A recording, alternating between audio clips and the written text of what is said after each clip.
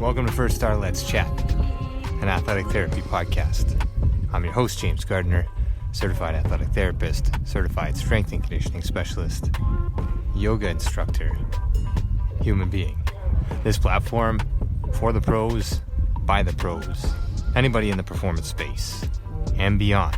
Welcome here to share in the stories of professionals, experiences, journeys, learning along the way.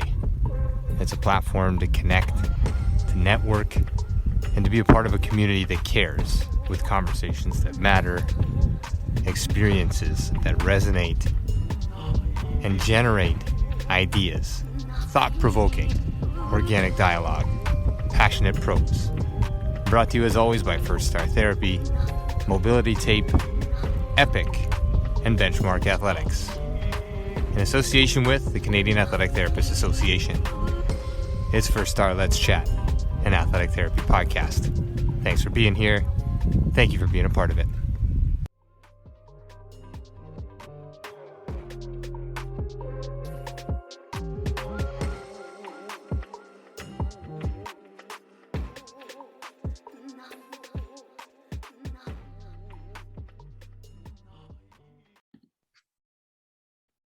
All right, recording is in progress, which means we are live. Session 87, First Star Let's Chat, an athletic therapy podcast with Cole Hergott this evening, special guest out on the West Coast at Trinity Western University. We'll get to his bio in a second, a little bit of housekeeping. Remember, membership is still available for those of you that have signed up. CEUs available for athletic therapists. For those of you looking for CEUs, please reach out by email. These will be available until October 4th at $10 a month. We are working on the backside to make this a little bit more seamless in terms of transitioning into the quizzes that are available and not available, and so on and so forth. That's the housekeeping on that end. We are just under 3 weeks away from the Realign Reconnect retreat, an immersive retreat here in Ontario. We'll be going to the Nottawa Saga Inn. Recent posts online here through our social media channel, firststar.therapy, some athletes, some therapists, some human beings who have been to these retreats, speaking about these retreats. If you need some time for you, if you're looking to go within a little bit further, we'd love to have you out. So reach out. Registration is open. It is limited in nature, but we are looking forward to an amazing weekend there and leaving you with a skill set that you can take away and apply in your everyday, similar to our guest who works tirelessly with his athletes out on the West Coast. Let's jump in here. As always, brought to you by Mobility Tape, Epic, Benchmark Athletics, and in association with the Canadian Athletic Therapists Association. It's session 87 of Let's Chat. It's Cole Hergott. He is the head strength and conditioning coach at Trinity Western University in Langley, British Columbia, where he's entering his third year at the helm of the S&C program. He graduated from Trinity in 2018 with a bachelor's in human kinetics and went on to pursue his master's degree in coaching science at the University of British Columbia, completing that in 2020. He played many sports growing up in Saskatchewan and always enjoyed the physical preparation aspect, in which he excelled more than in the sports themselves. He has a strong passion for fitness, nutrition, strength and conditioning, and sports, and loves to help educate athletes on how to take their game to the next level, while also working with them on getting them to where they want to be.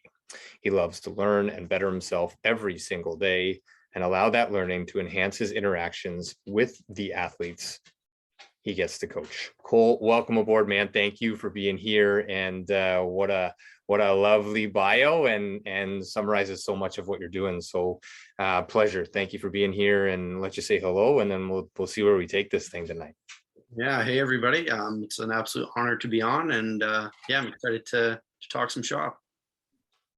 Absolutely. And I think one of the things that you and I talked on in our previous brief conversation was the transition into parenthood. So congratulations once again, and publicly.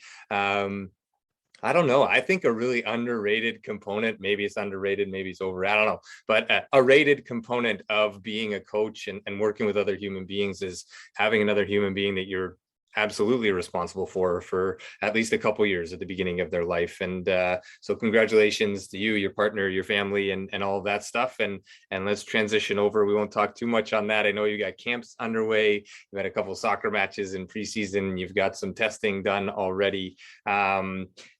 Before we get to that, and before we get to now, where did this all start for you? You're interested in sports, you like sports, you understand the body, you started taking an interest in that. Where did that all begin for you? Do you look back at like there was that one moment, or was it over time? I think it was a little bit over time. I know growing up, like as I kind of was mentioned in my bio, like I love playing sports, played a bunch of stuff growing up. Ice hockey was kind of my go-to. I was, going to go to the show until obviously I wasn't. And yeah, I loved the summer more than I actually loved the season. I loved the training, the like, oh, this is going to make me better. This is going to help me get to where I want. Which obviously led me down to maybe training a little bit too much, maybe in the wrong areas, and not having anyone to kind of guide me. Whereas, Google search was, not necessarily the best thing, and still isn't necessarily the best thing. And then as I graduated from university, graduated from high school, I went and played a year of junior B hockey to kind of, keep the dream alive. And once again, just found myself like I just wasn't up to snuff when it came to the skill aspect, but I took my, my training, my nutrition, all that kind of stuff a lot more seriously than the other players. And it was just frustrating to see that, that wasn't helping me. And once again, didn't necessarily have, like, we didn't have a strength coach or anything like that. And so then when I was going to pursue university, I was looking at Trinity Western University, which is where I ended up going. And they had a fantastic kinesiology program. So I reached out to the head hockey coach there at the time, or I guess is still the head hockey coach, Barrett Kropp. And he let me come out and join the team.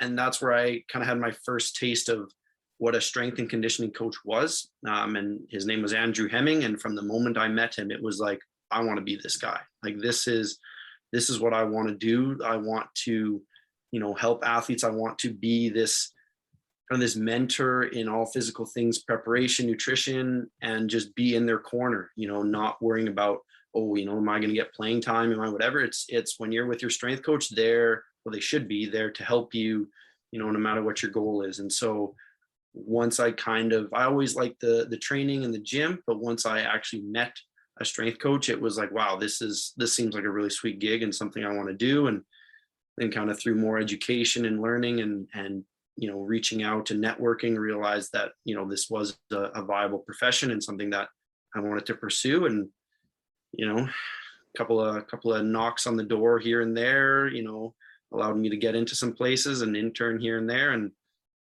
ended up getting the job I'm at through some good circumstances. So so it basically came from a love of sports and a love of training, and then just meeting my guy Andrew Hemming, and now here I am. Yeah, I think that's such a critical piece, and one that is sort of a common theme here is to make sure that passion is a part of what you're doing. If you find it early, you're lucky. If you haven't found it yet, just keep going, because you're going to find it. And when you do, you'll know it's right. You'll know it'll sit right, and you know that you're in the right place to be doing the right thing at the right time. And a beautiful sort of movement for you. You were at Trinity Western, you left and did your master's, you did some internships, which I think, again, hopefully, and I won't put words into your mouth, but opened your eyes to some different perspectives, some different ways of doing things, certainly some solid ways of doing things, and sort of shaped who you are, and following that love of sport and preparation and all the things that pour in. And you touched on being there as a strength coach for the athletes. I think that's absolutely critical. If we can remove a little bit of the ego piece from the practitioner side, we then can pour ourselves into what really matters. And dog coming into the screen, we can pour ourselves into what really matters. And that is sort of the performance and the outcome that the athlete is looking for, but maybe even more so than the outcome, support to the athlete that may or may not need it, may or may not require it, but it becomes this environment for success, because you're building relationships, you're building trust, all these other pieces that are not in the program per se when you write it out into a spreadsheet or put it on the whiteboard or whatever the case might be, right? And how has your experience been so far as a strength coach out there, like in terms of your interactions with athletes? Pretty open, pretty responsible in terms of the athletes? Some you have to hold their hands, some you have to really direct, some that you can sort of leave to their own vices. How has it been for you so far? It's been, yeah, all of those things and more. As an intern, being in essentially the same classroom as the athletes, I found that to be kind of a challenge of trying to, separate myself as a professional. And so then coming back and getting to actually be that professional, I actually found it even harder because there were still athletes there that I had gone to class with as I got the job 2 years after my graduation from Trinity. So there's, still athletes that I'm pretty much the same age as. There's actually a couple Right. athletes that are older than me. So I found that it was difficult to establish myself from that standpoint. The other standpoint, it was easy because everybody knew who I was and they kind of knew what I brought to the table, especially the coaching staff. There wasn't that awkward month long, like, hey, I'm going to try to get to know you. You're going to try to get to know me. It was like, I've been interning here for, 3-4 years. I was gone for 1 year. I'm back, let's go to work. So that was a huge blessing. But from the standpoint of, getting down to like each individual athlete, it's something that I've had to learn sometimes the hard way, as far as, okay, I can't say that to that athlete, or I need to push that athlete more. There's Mhm. always going to be, in a team environment, or, even in an individual sport, like let's say cross country, when you have them all in the weight room, there's a bunch of different personalities, and some athletes like to be pushed, some, need to be coddled a little bit more. Some of them have been training for 3-4 years. Some of them, this is their first time in the weight room. And so my approach is, I want every time an athlete comes in is coached by me to enjoy their experience, but also leave that session feeling better than when they walked in, and believing that, wow, that was a benefit to me. That was actually something that was helpful.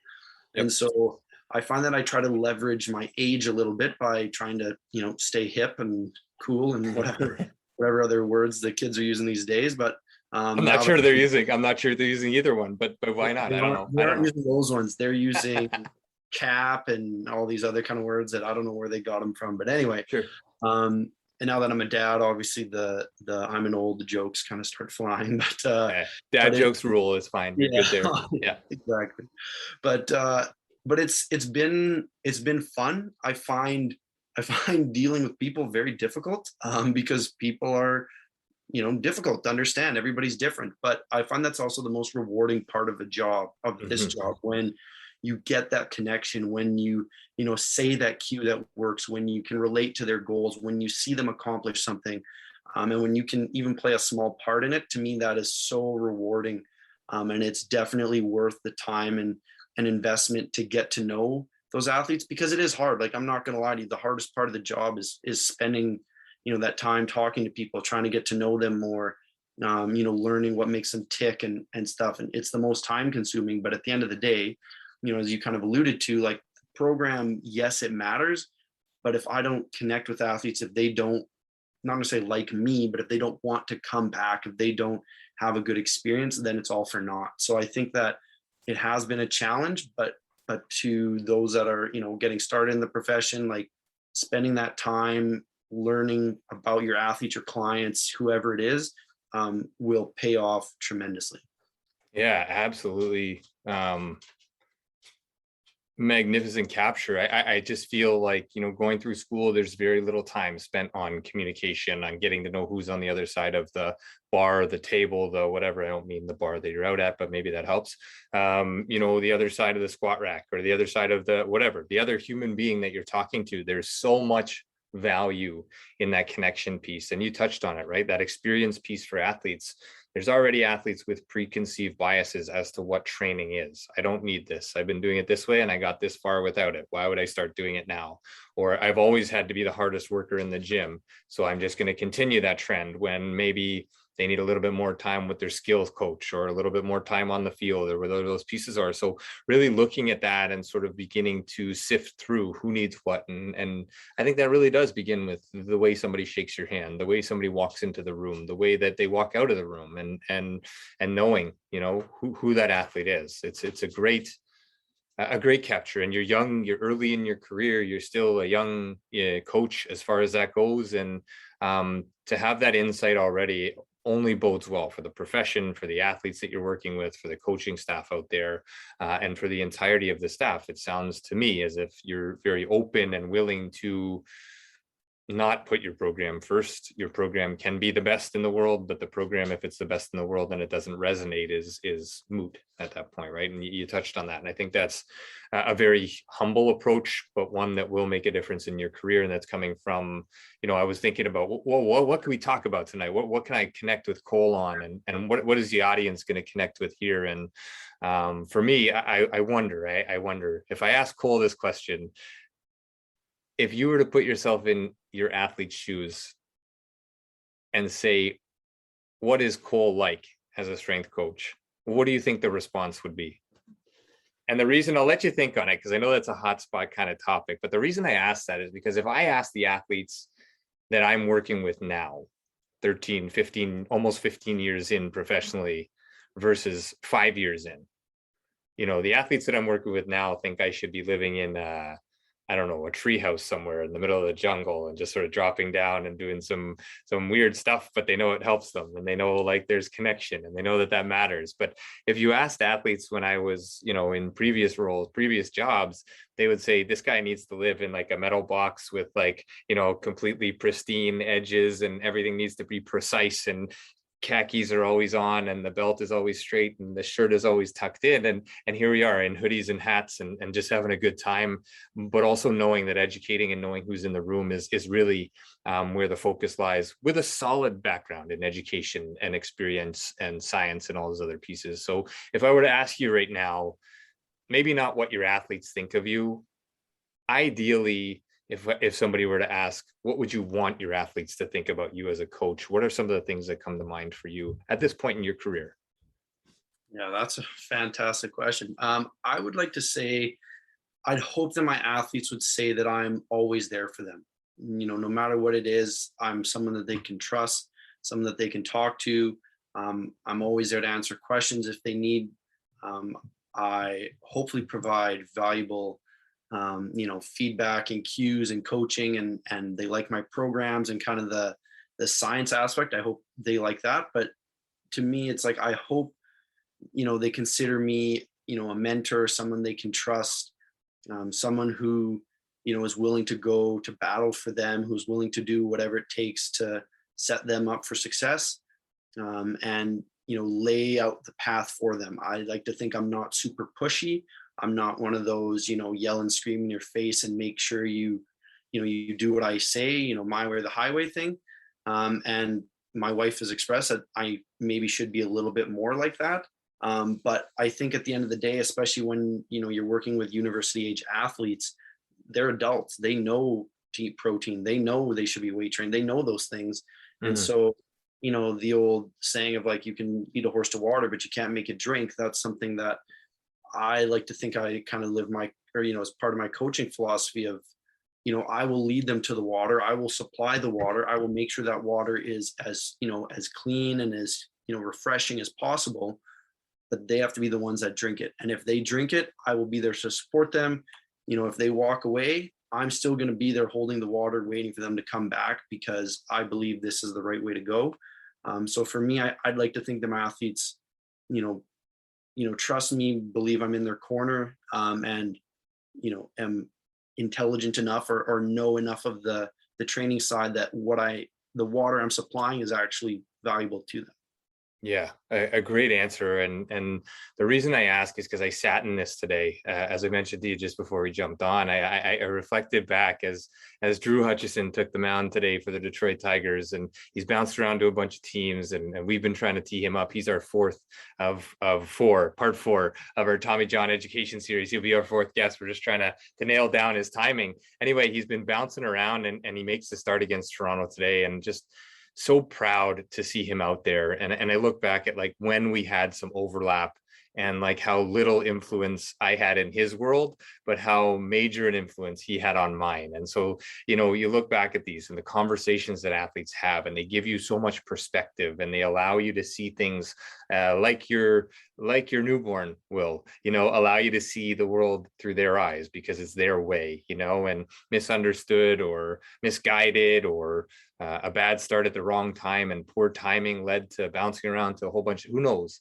But to see him out on the major league mound this many years after we had an initial overlap just tugged on me a little bit. And I thought, man, like, if I was dealing with him now, it would be completely different than if I was dealing with him when we dealt together, where it was sort of like, get your rotator cuff work done, make sure you get in and get treatment. And it was very militaristic in terms of my approach.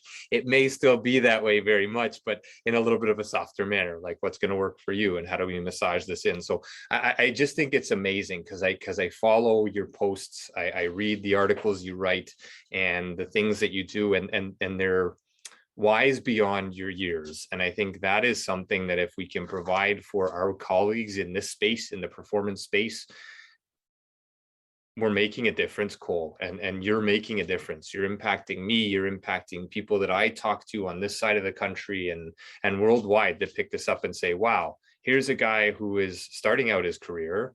He's into his career. He's had internships. He's done a master's program. He's leading a strength and conditioning department at this young age in the professional world, and getting to know athletes is a primary focus. I'm telling you, that's going to take you so far beyond. And for anybody listening who hasn't found that yet, find a way, reach out to Cole and ask him what he does for that and what does athletes feel like. And Cole, I'll flip this to you here before I go off on too much of a tangent.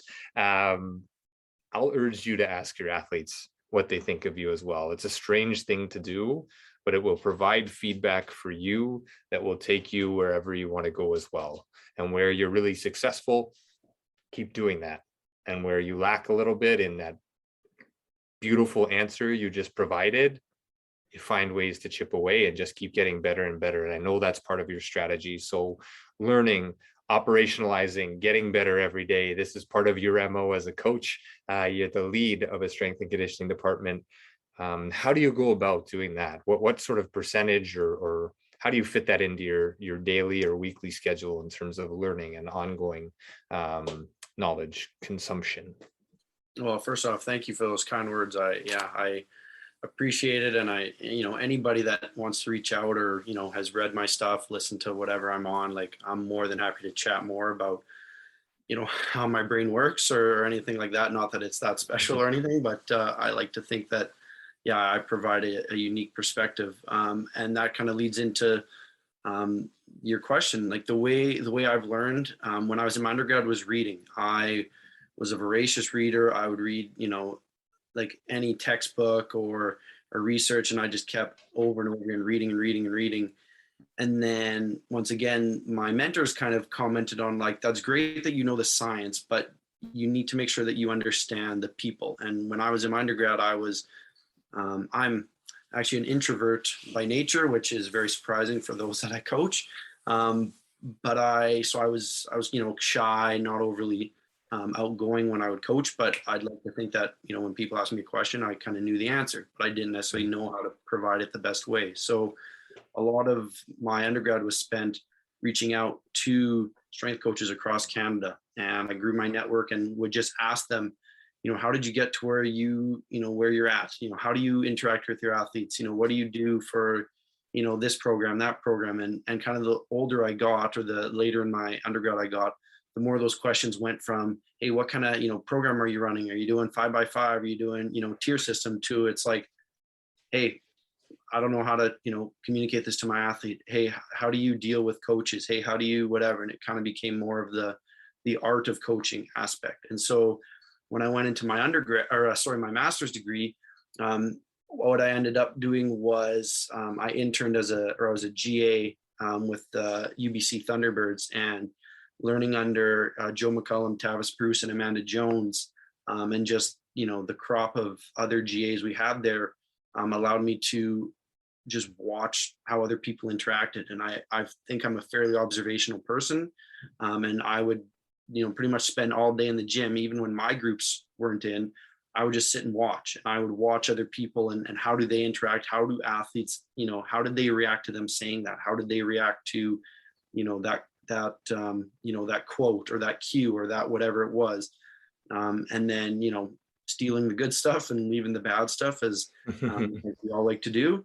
And then, moving on from there, I found that, the time for reading I didn't necessarily have, but I developed a love for listening to podcasts.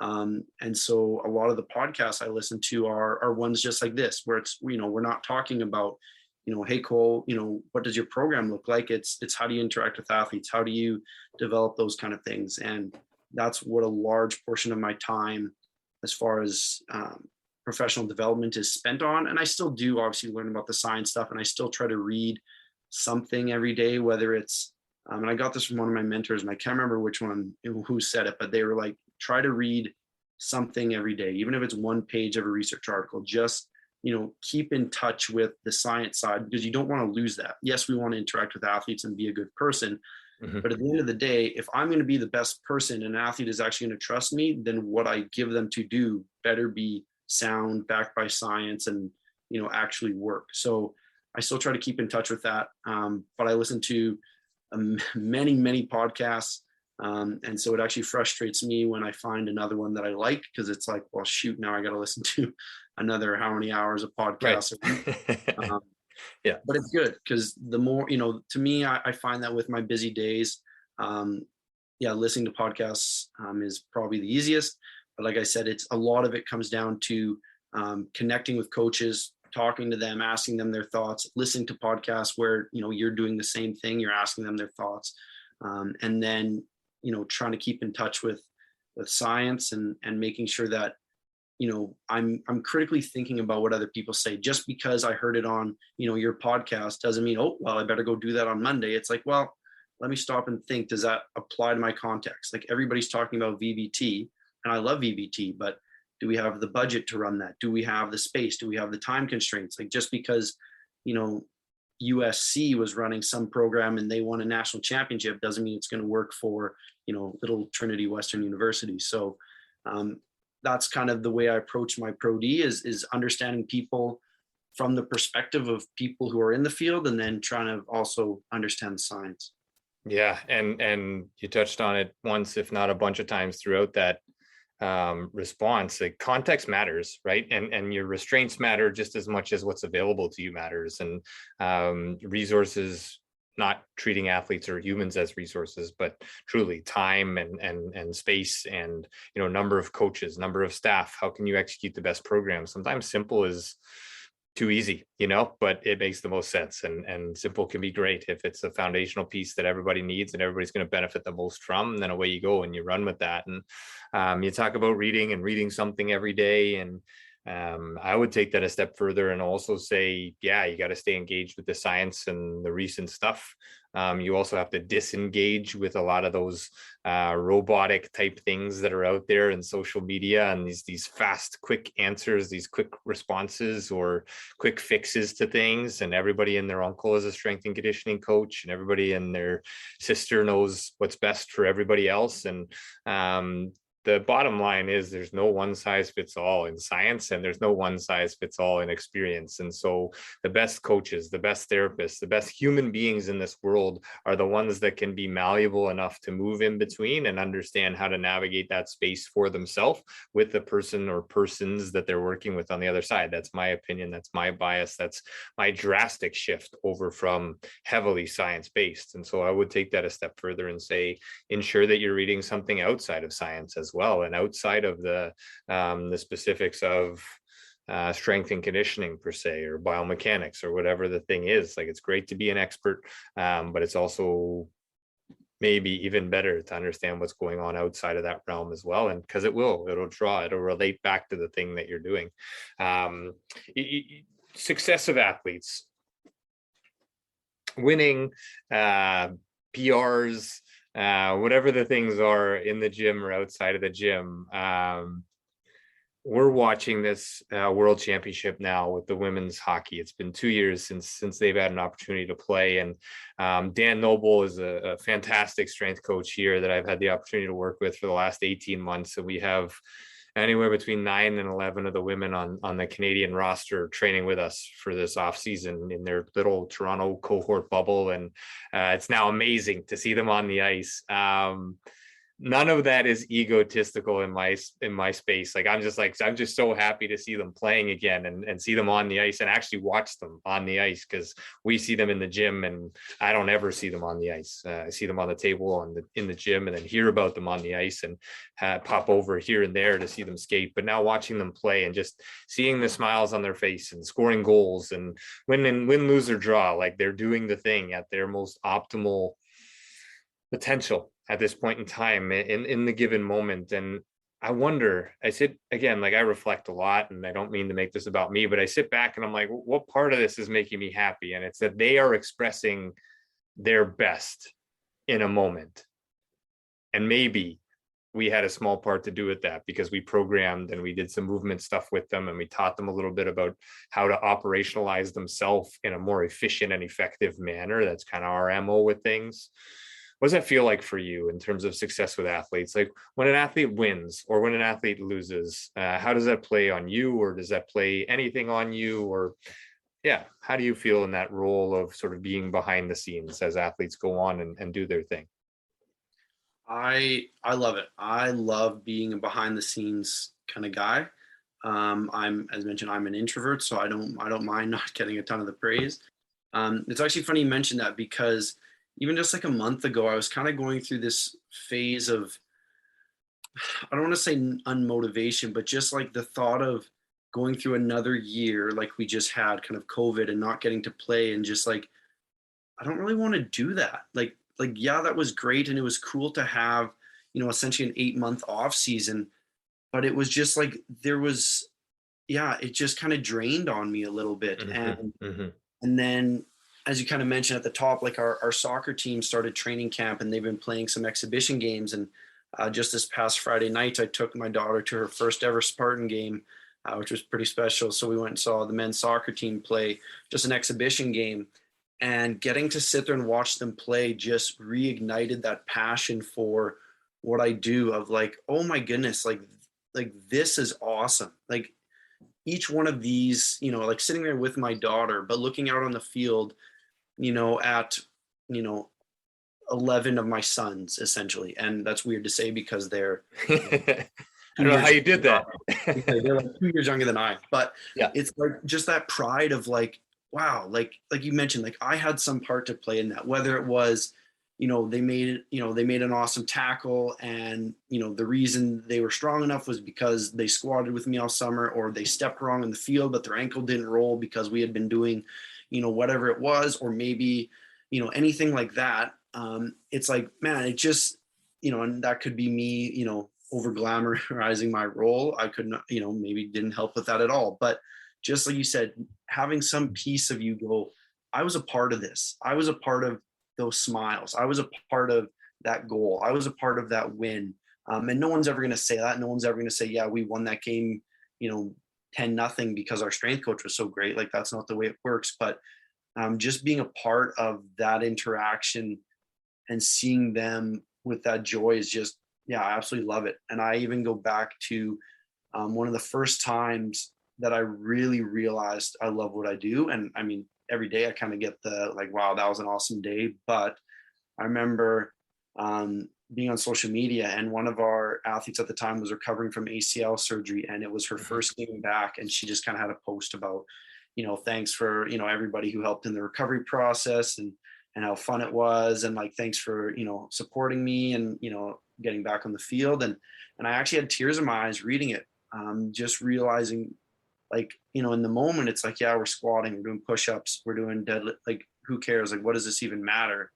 But when it matters to them that much, and, it has that big of an impact on them, it's like, wow, like we're actually doing something special here. Like we're helping people, do what they love. We're helping people, build self-confidence, build self-worth, build, mental toughness, physical strength, like all those aspects of just being a well-rounded human being, and seeing, like you kind of mentioned, seeing those smiles, or like I saw in that post, like seeing how much it meant to them, really motivates me. And that's what kind of gets me up in the morning is I believe what I do makes a difference. Some people can sit there and say, oh, I hate weight training, it doesn't make a difference, it's going to make me big and bulky, it's going to, blah, blah, blah.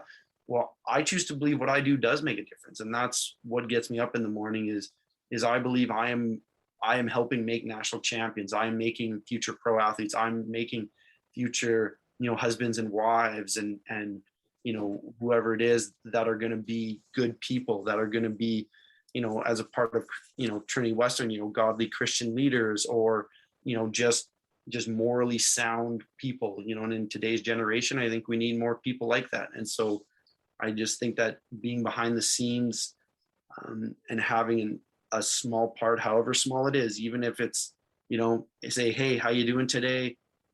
Nice shoes or whatever it is. And that just brings a smile to their face. It was like, boom, job well done. And that's kind of what we're here for. So I think I love it. Yeah. Yeah, and that behind the scenes piece is massive. It's massive in the performance space as strength coaches. There's a lot that goes on that not a lot of people get credit for, or just never really gets mentioned. And it can come down to that one small conversation, or capturing something that somebody else didn't, or being there for somebody who didn't either know that they needed somebody there for them, quite literally when it comes to spotting or something like this on the floor, but more so in life, just having that solid foundation, that solid go-to person that they know when they walk in the space. Cole's there, or he's at least left his mark if he's not there physically, and they know that they're in a good spot to succeed in that moment. And you talk about the ACL recovery, and you talk about, Sarah Fillier scoring her first goal in the World Championships for Team Canada in that first game, and these pieces, right? Like, there's so much power in every moment, but in reflection, that moment is stackable moments that got us to that point.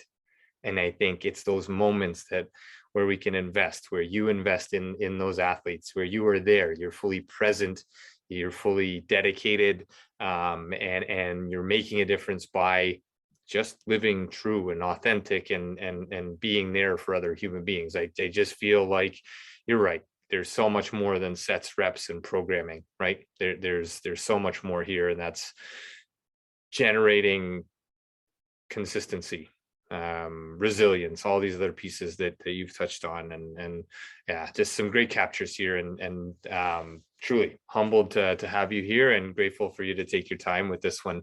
Let me just pause briefly and just plug next week, and then we'll come back. I have a couple more questions on the setup at Trinity Western and how things work there.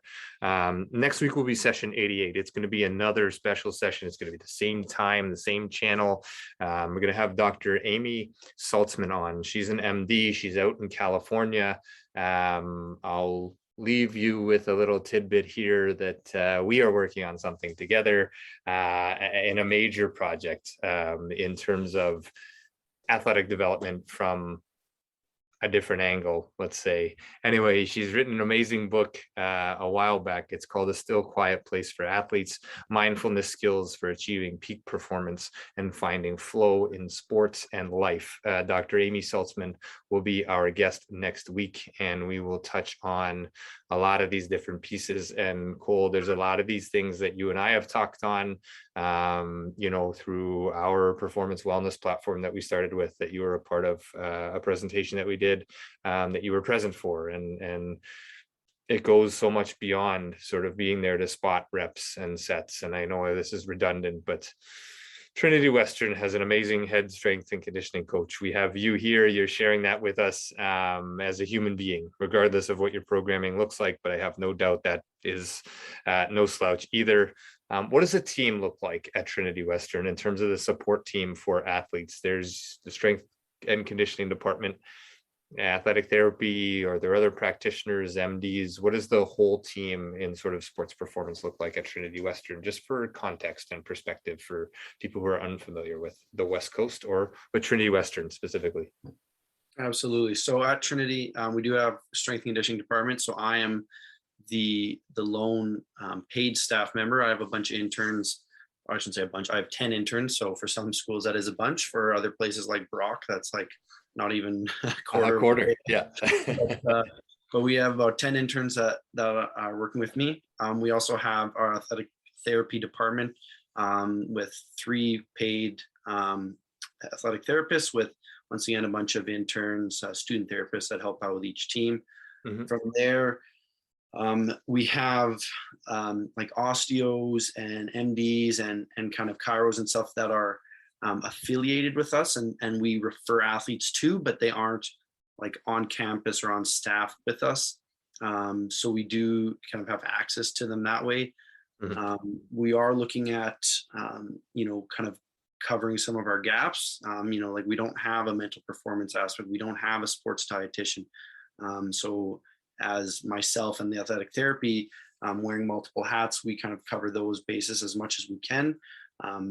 But obviously, those are areas that are very important to physical preparation and performance, and so that's something that we are in the midst of addressing, with hopefully some good stuff coming in the next year or so. But as of right now, our IST, I would say, is pretty much sport coaches, therapy, and myself. Okay, nice. A good capture. I think that's relevant for those out there looking for jobs or looking for a place to fit in or looking to fill some of those gaps, perhaps. You and I have had some discussion. We've had some discussion with various programs across the country, high school, university, college. And one of those things that we tend to find is that when we look at things, we have a lot of areas covered. But building fluidity between those areas is not an easy task. And so is that an area of focus for you from the strength and conditioning department? What does your communication look like outward? And what does your communication look like inward from those other perspectives? And I don't mean to put anybody on the hot seat or grill anybody. So just in terms of like general terms, who do you sort of make sure information gets to, and who ensures that you get information from them? So I am known in our athletic department for sending a whack ton of emails all the time. I always think it's better to over communicate than under communicate, which sometimes is good, sometimes is not. But I primarily make sure I'm in communication with our sport coaches, to make sure that I know what's going on the field or on the court. That way they know what's going on in the gym. What's our attendance like, who's not coming, who's coming to the gym. What's the load like on the field? We're playing, we're playing UBC this weekend. Are we treating this like a playoff game, or do we want to make sure we're ready to go, or can we kind of keep training through it? And when it's UBC, we usually make sure we're pretty ready to go. Yeah. And then athletic therapy, I communicate with just as far as, what athletes are injured, who did they see, who maybe came to me and said, hey, my shoulder's bugging me, but they didn't go see therapy, and just kind of giving them a heads up that way. Luckily, our athletic therapy room is like down the hall from our weight room. And so it's, if it's not an email or a quick text, it's just a walk down the hall and just, asking a quick question. And, we usually 2 or 3 times a day, I'll turn around in the weight room and one of the therapists is standing by the door waiting to grab my attention and chat about something, which is pretty nice. And then just kind of our athletic director and our athletic directors, and just making sure that, they are aware of what's going on. Not that I'm doing anything illegal or anything, but I want to just make sure that everybody kind of knows what's going on in our weight room, in Sparta, as we call it. And just making sure that, they, part of it is to show that I'm doing a good job, instead of like, oh, I wonder even if Cole's even working today. It's like, oh, well, this is, Cole has, expressed to us what he's been doing and what he's working on, and, what his plans are. But also just to make sure they're in the loop. Because I think that when, if you're an athletic director trying to hire a coach, or you're a coach trying to recruit an athlete, like strength and conditioning is part of the deal as an athlete. And so I want to make sure they know what those athletes and staff members are getting themselves into. And it's not just, oh yeah, that's our weight room guy, then, just does whatever, like that they have an idea of what I do. And then as far as communicating outside of Trinity, I don't do a ton as far as like specific work stuff. I let like as mentioned, the osteos and the MD and stuff, I let our therapy kind of handle that aspect, and then they relay those messages to me. As mentioned, I'll, chat with my network of coaches about stuff, but nothing, specific as far as like individual athlete deals and whatnot. So I'm more of an in-house communicator, but I communicate a lot in the house. So that's kind of my deal. No, that's beautiful. And again, context matters, right? Like where you're coming from, what you're doing. Others have to be open and aware of that 100%. I've been on all sides of that battle in the weight room, on the sidelines in the clinic, and where there's a breakdown, athletes feel that, athletes feel if therapy doesn't know what's going on in the weight room, or they, Cole has us doing this, and the therapist goes sort of cross-eyed looking at like, well, I don't even know what a hex bar or whatever is. And then there's a bit of a problem there, and it starts to break down, and the athlete ends up feeling like there's just not a complete package, as far as things go. So again, you touched on it throughout. You've highlighted this routinely throughout this conversation. Context is critical. Communication is critical.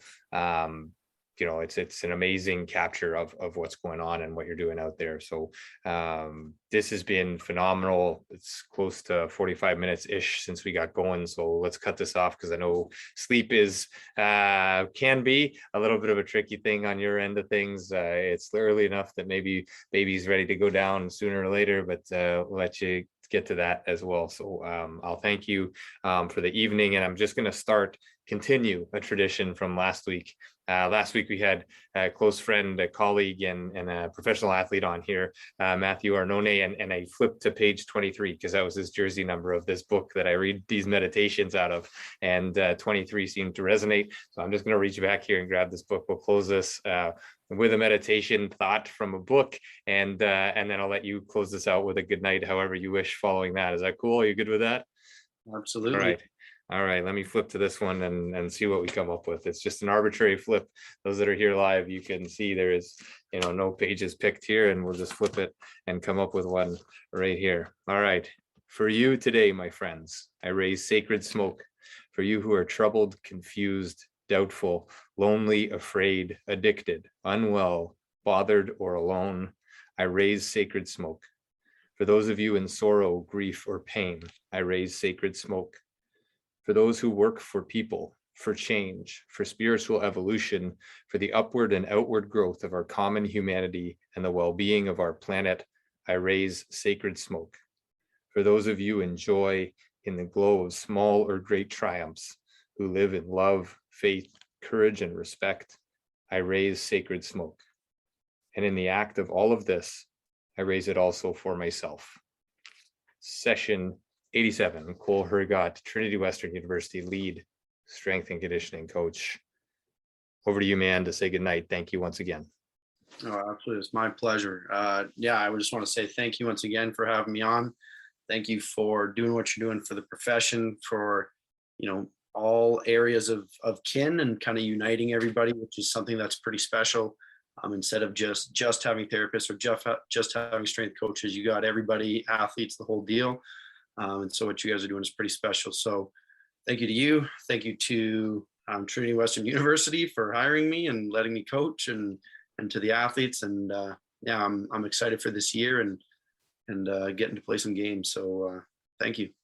All the best, man. Thank you so much. And thank you for everybody who's here live. Thank you to everybody picking this up on podcast.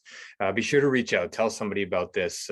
This past week I had 3 amazing conversations with people who are listening to this podcast, and it's humbling to know that people are listening, but at the same time, it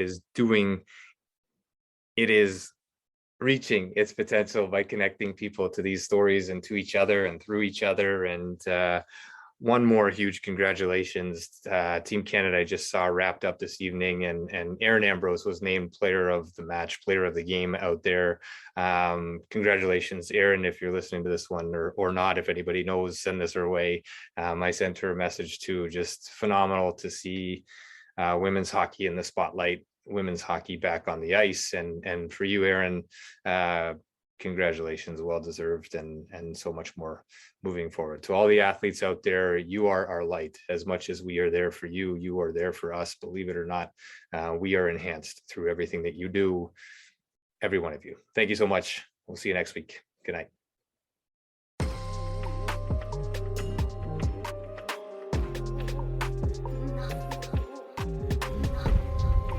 Thanks again for being here. Thanks for listening. Thanks for being a part of this community. check us out online, firststartherapy.com. That's FIRSTAR therapy.com. Or email us with feedback, consult@firststartherapy.com, CONSULT@firststartherapy.com, on Instagram @firststar.therapy, and our podcast host @letschat.at. This is First Star Let's Chat, an athletic therapy podcast.